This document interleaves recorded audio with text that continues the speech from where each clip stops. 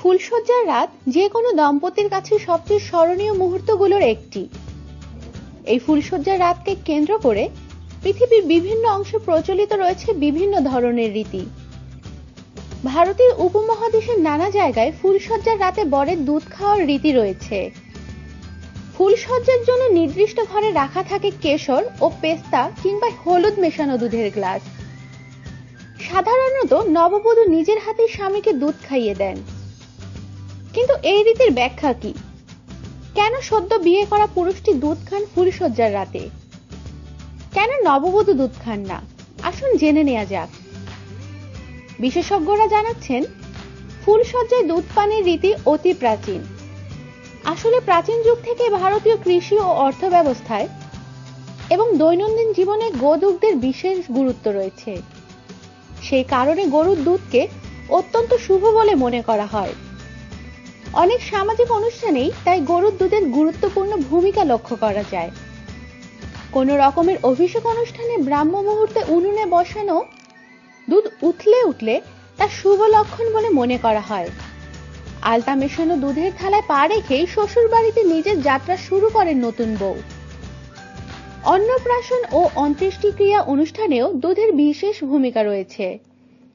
একইভাবে ফুলশয্যার রাতে নববধূর হাতে তার স্বামীর দুধ পান তাদের বিবাহিত জীবনকে সুখ ও সমৃদ্ধিতে পূর্ণ করে তুলবে বলে বিশ্বাস করা হয়।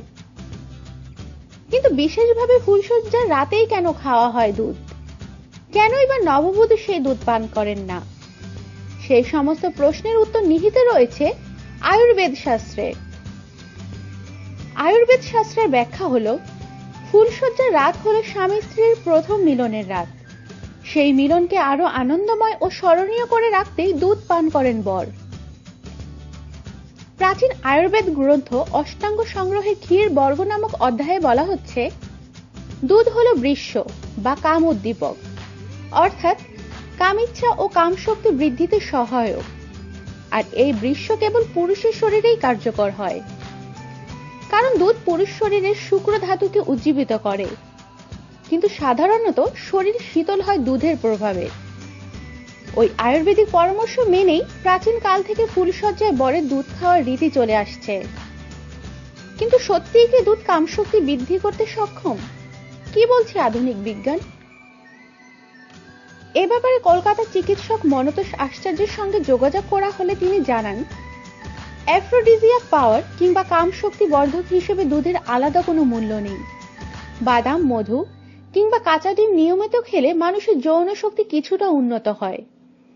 কাজেই দুধের সঙ্গে যদি এই জাতীয় উপাদান মিশিয়ে দীর্ঘদিন ধরে খাওয়া যায়, তাহলে কিছুটা সুফল মিলবে।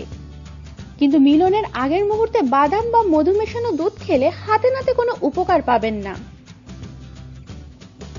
আমাদের সাথেই থাকুন আর সাবস্ক্রাইব করুন।